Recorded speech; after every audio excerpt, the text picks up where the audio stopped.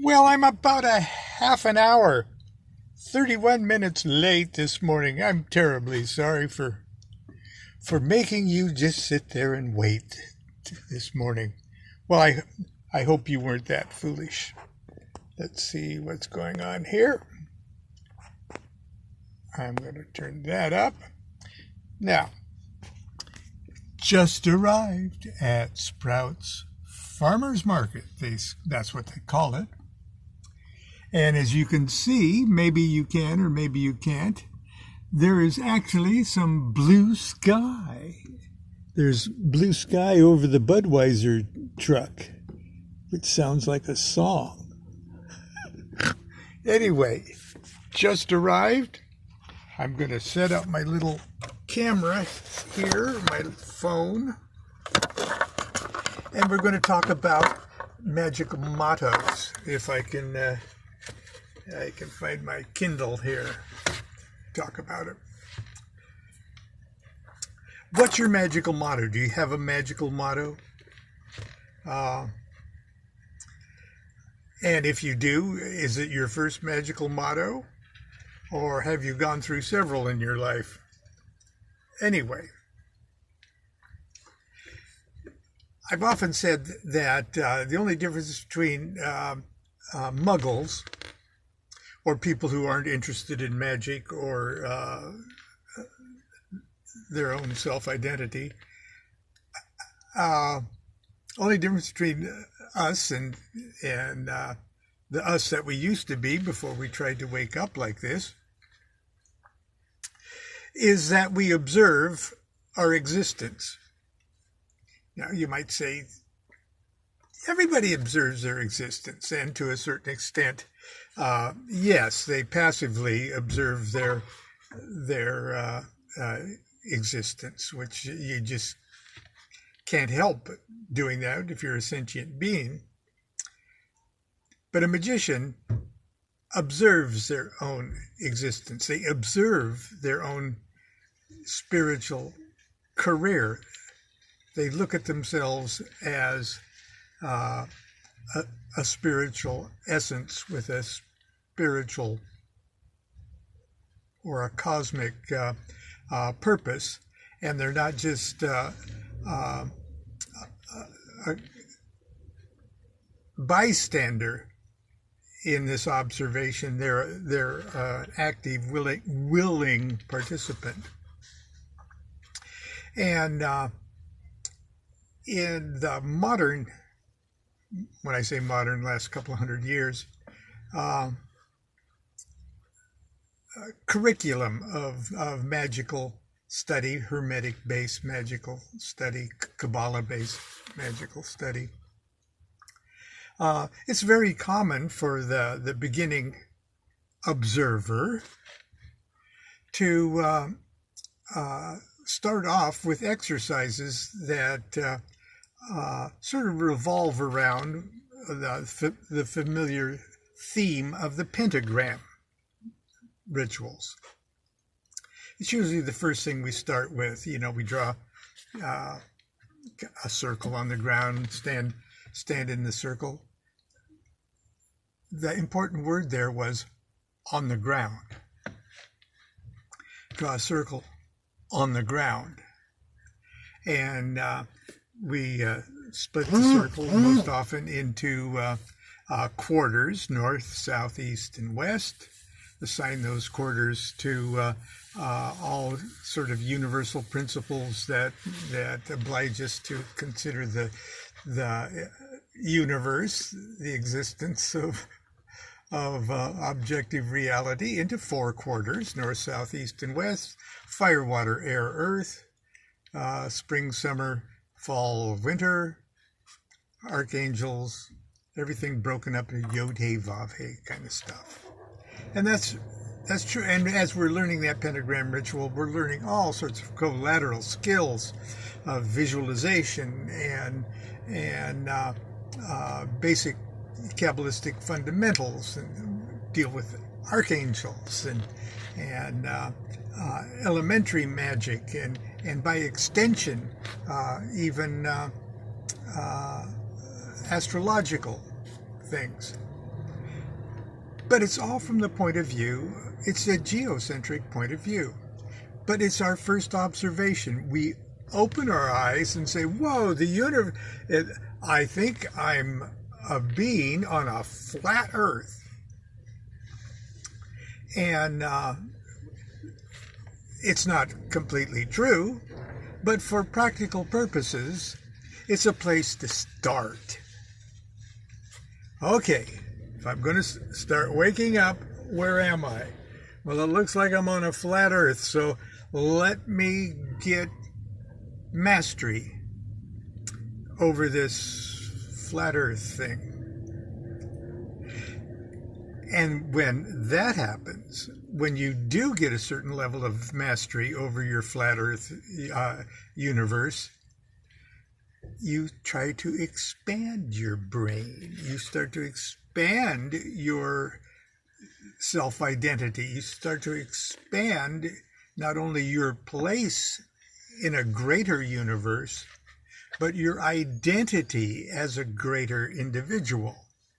And that's when we go to the hexagram rituals, where we lift ourselves out of the single flat plane dimensions of the pentagram and appear as the sun itself, surrounded by a sphere of existence with a zodiac wheel spinning around us at our equator. Do you see how that had to expand your mind? So just like at the very beginning of your magical practice, you have to figure out where you are. And if it's not accurate, you want to at least have the next best estimate of where you are. Okay, you got to start somewhere. Same thing is, who are you? You don't have a clue who you are. Okay?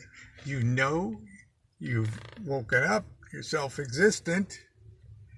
Okay, that's self-evident. I am, but who the fuck am I? At first, you don't know. As a matter of fact, you really don't and won't know until that last microsecond when you dissolve into Godhead itself. Until then, you're not kind of sure who you are. But you got to start somewhere. And that somewhere, for a magician, is their motto. Now, I'm going to read you something here, if I can. This is from Homemade Magic, which has been out of print for a couple of years. But it's been picked up by a new publisher, and I keep promising you a release date, hopefully in 2003. But until then, I wouldn't encourage you to spend $500 for a book that you'll be able to get for just less than $20, I guess, in just a few months. But I digress. Your homemade magical motto. Halt! Who goes there? That's the little epigram. There's no time like the present. And that's more than a cliche, it's a cosmological fact. There's no time like the present. It's time to give yourself a magical motto. Before you go changing things, I want you to first take a moment to appreciate the magic of your given name. Because in actuality, it is your first and most powerful magical motto. I'm lucky. I liked my name. Right up until the time my father died, He insisted that I never change or even alter the spelling of my name. As a child, I complained to him about Lon Milo being so weird and different. You have a magic name, he insisted. Don't ever change it. Don't even change the spelling or the capitalization. Dad certainly wasn't a Kabbalist or a mystic, so I'm not sure how he was defining the word magic, but he was very serious and very insistent. Your given name is profoundly magical. Your name is the magical incantation that evokes you. Think about it. The sound of your own name brings you alive to the awareness of yourself.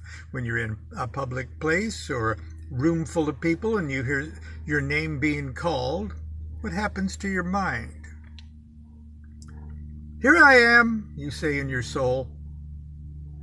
You remember you are you. You identify yourself to yourself.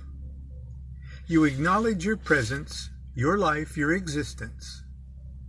The sound of your own name wakes you up, and that's precisely what a magical motto should do. If you already have a magical motto, you might consider coming up with a new one. Go ahead, don't be shy. Think about renaming yourself. Make it something that sounds cool and perhaps even a little pretentious. The best magical motto is a word or phrase that represents your current understanding of the universe and reality, or expresses the loftiest goals or aspirations you have right at this moment in your spiritual evolution. As time passes and you grow wiser and more insightful, you will most likely want to trade in the old motto and choose a new one and an improved one that more accurately reflects your increased level of enlightenment, not to mention your expanding capacity for pretense. So, are you ready to start pretending you know who you are? Then get serious, or very silly, for a moment and think of the absolute highest spiritual concept or aspiration you can dream up. It doesn't have to be short. Go ahead and name yourself Frater. All the power in the universe is inside my head. So that would be, you'd write that out as Frater Atpituiimh. Or Soror, the archangels grovel and bow to my awesome coolness. So that'd be Soror Tagbdtmac. Or Frater, I don't care what you think about my tie, I'm going to wear it. IDCWYTAMTIGTWI. You'll probably want to choose something less silly than these examples, but don't worry about it sounding too audacious, corny, or pretentious. Because chances are anything you think of right now will be profoundly inadequate. For the time being, however, you just have to be temporarily comfortable with identifying yourself with that word or statement. Just pick a motto and stick with it until you outgrow it. I can always tell when Constance has changed her motto. A new little sign appears suddenly in the kitchen on the altar of our refrigerator door. Her first motto was beauty, growth. A few years later, she became Sister So What? For years after that, she simply identified with the prime number 83 because of something she read in an Aleister Crowley essay on numbers where he wrote, 83, consecration, love in its highest form, energy, freedom, amrita, aspiration, the root of the idea of romance plus religion. That's Constance for you. And I even have a picture of the refrigerator door. It's a bigger one in the book, but that's kind of what it appears like on the Kindle. That refrigerator is sitting outside in the rain for a second year. Fruitless love and aimless toil was the next motto to appear on the refrigerator door. To make me feel good, I guess. Followed a couple years later by the disturbingly profound and oddly capitalized statement, lowercase I, everything else capitalized. I am finished. Presently, she is glory to God. My first attempt at a magical motto wasn't a motto at all, but a number. My father's admonition never to change my name got me thinking about the kabbalistic virtues inherent in the letters of my own name. I converted the letters, Lon Milo DuQuette, into their Hebrew equivalents using the chart I created similar to this. And it's just a classic alphanumeric chart of the Hebrew alphabet, converted to English letters.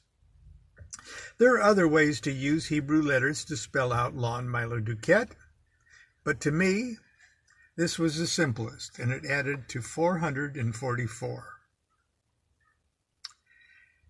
Lon adds to 150, Milo adds to 150, and DuQuette adds to 144. It's the simplest and most straightforward rendering of the name. I was absolutely thrilled that my magic name added to such a cool-looking number.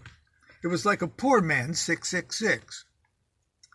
I consulted a table of important kabbalistic words and their number equivalents, and to my disappointment discovered that 444 was not a number to get too excited about. Multiples of 111 are always nice, and there are many ways to play with 444 that generate material to meditate on. But the most important thing I got out of the whole thing was a certain sense of identity, and the simple realization that it was my number.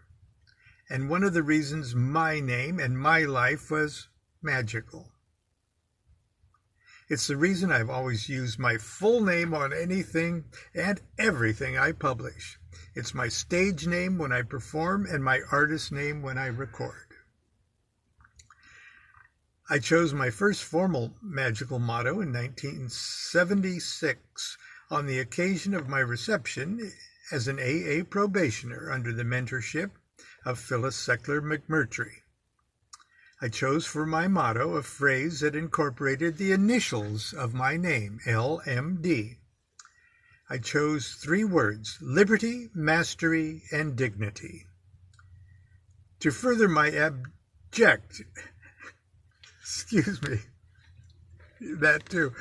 to further abet my magical pretensions, I thought it'd be extra elegant if I said it in French.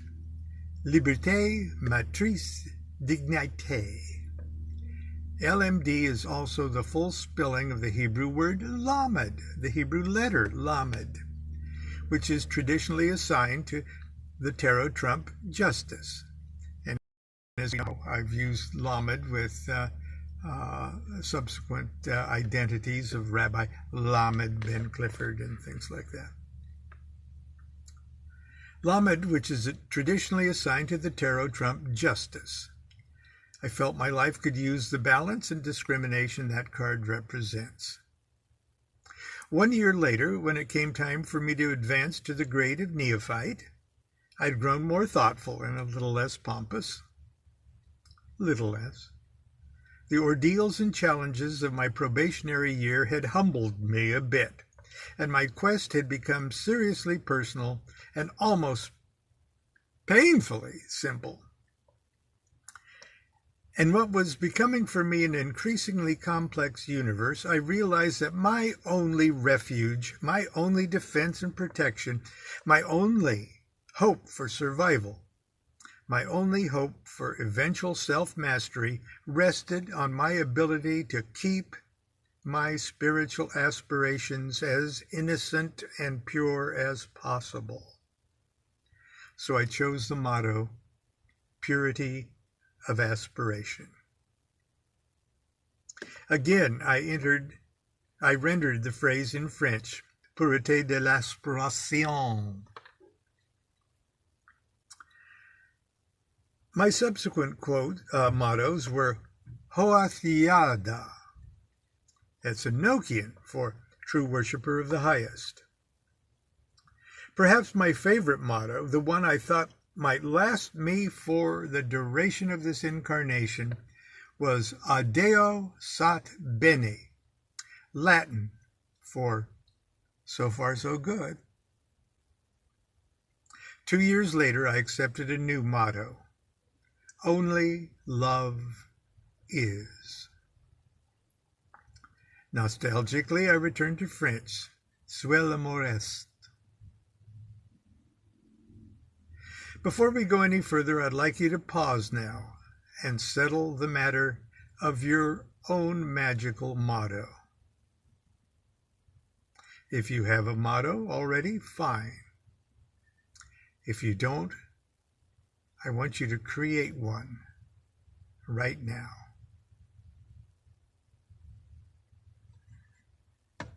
And that's where I'm going to end today's talk. I hope that's given you a little food for thought. I'm going to pick up this thing here because I also forgot to charge my phone this morning. I'm not even sure I'm still broadcasting, but if I am, I've gotten lucky to have gotten this far. So until tomorrow, continue to be good to yourself. Be good to each other. Choose a motto. Give it some thought. Screw around with it kabbalistically.